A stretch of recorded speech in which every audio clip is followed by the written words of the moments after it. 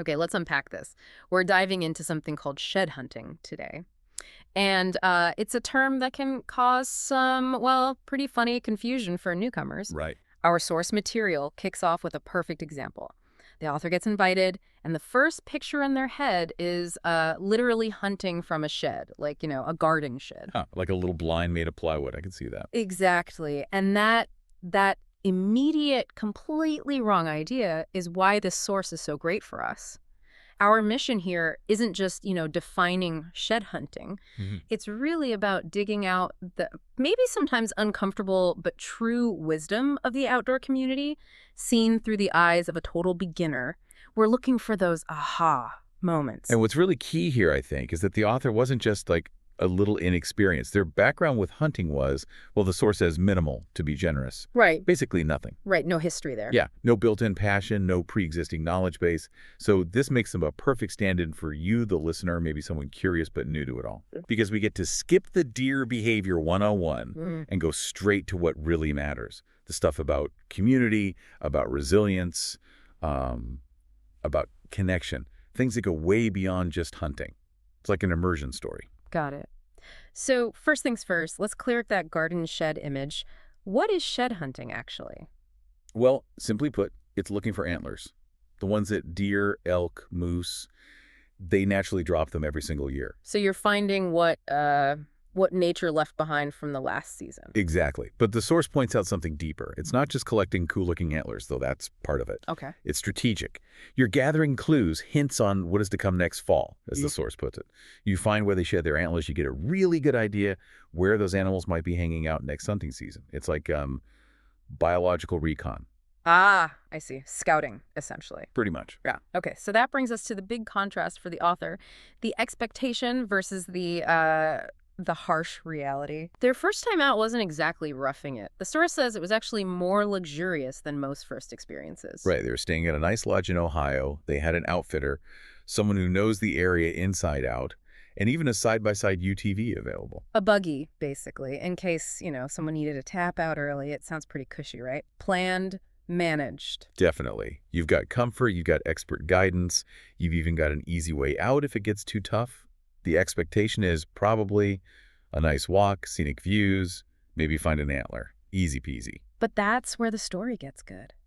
That preparation, the lodge, the outfitter, it meant almost nothing the moment they actually stepped into the woods. Yep, here comes the reality check. This is where the idea of the outdoors stops being abstract and gets, well, painfully specific. The author talks about this rude awakening. They were just totally unprepared. Not just mentally, which, okay, that happens.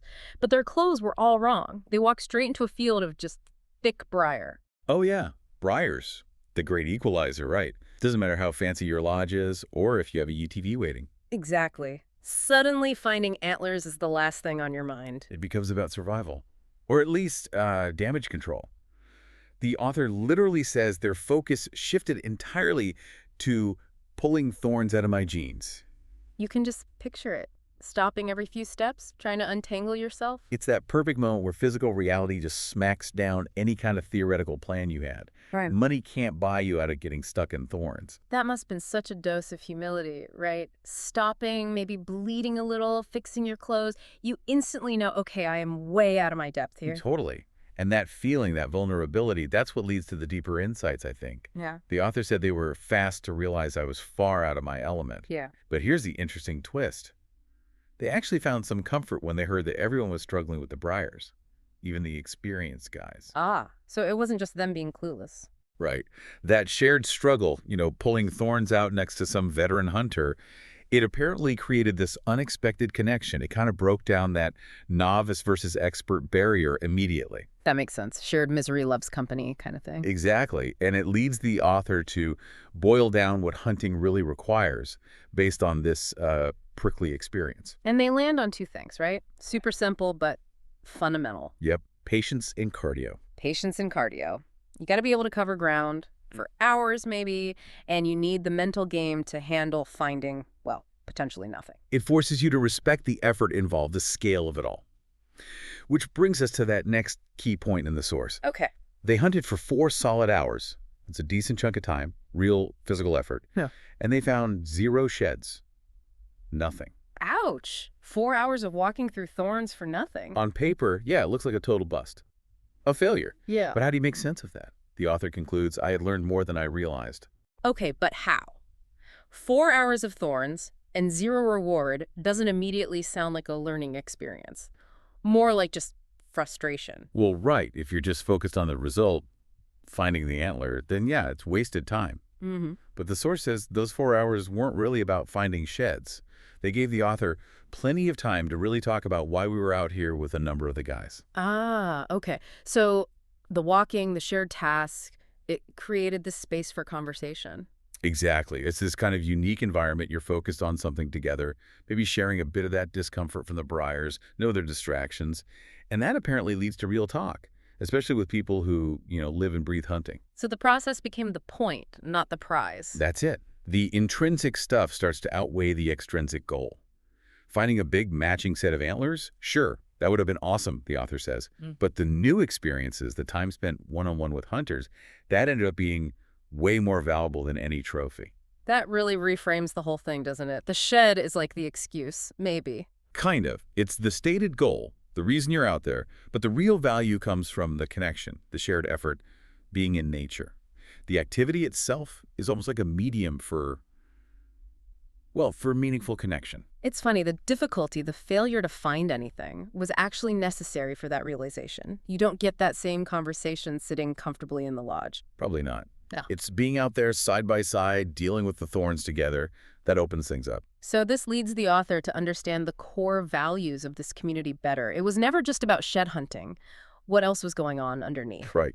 Through those talks, through that shared struggle, they started to see it was about three main things, really. Okay. One, just appreciating the beauty of nature, being out in it. Two, understanding the conservation work that often goes hand in hand with hunting. And three, fundamentally, it was about coming together with friends. The hunt provides the reason, but the community provides the meaning. Yeah, that's a good way to put it, the sustenance. And this gave the author a totally new respect for it all. They stopped seeing hunting as just chasing an animal and started seeing it as a discipline. A discipline, how so? As a way to connect with the land, to actively show respect to the wildlife, and just to spend real focused time with people who share that passion. That shift from seeing it as a pursuit to seeing it as an act of respect and connection. That feels like the big takeaway for anyone listening. You could apply that to almost any new thing you try. Are you chasing the trophy or engaging with the process? Absolutely. So, if we boil down the big lessons the author took from this one, pretty short, physically tough, and technically unsuccessful weekend. They're really clear. Let's list them out. First, just a completely new respect for hunters and for hunting itself. Yeah. Shedding those initial, probably negative preconceptions. Right, the garden shed idea is long gone. Definitely. Second, it sparked a real desire to actually continue exploring hunting in the outdoors. It wasn't a one-and-done deterrent. Despite the thorns. Despite the thorns. And maybe the most powerful thing, it created new friendships, new bonds that started right there in the briar patch, basically. That's pretty amazing when you think about it. Someone with zero interest starts off confused, has a physically miserable time for hours, finds nothing, and walks away wanting more and having made friends. It really speaks volumes, doesn't it? Yeah, and it hammers home that other insight from the source, that it is never too late to start hunting or pick up new passions. Exactly. The author's rapid, kind of intense introduction shows that if you just commit, get out there. Even Yeah. if you fail at the main goal, you gain so much just by being part of that shared effort, that shared struggle. It's a challenge itself. Right. That feeling of being stretched, being taken completely out of my element, as the author put it, into something totally unfamiliar. That's where the real growth happens. The discomfort kind of forces you to connect. So let's bring it back to you, the listener. Think about this paradox. A difficult short hunt with zero tangible results leads to deep respect, new friendships, and a desire to continue. What does that tell you about the real value of pushing through the tough beginnings of anything new in your life, professional or personal? Yeah. Remember, the source suggests shed hunting is ultimately about gathering insights for the future clues about what's next and appreciating what was left behind. So maybe take a look around your own life right now. What are the intangible sheds you're picking up? The relationships, the resilience, the unexpected lessons. Are those proving more valuable than the obvious trophies you thought you were chasing? That's a great question to ponder. What are those hidden finds?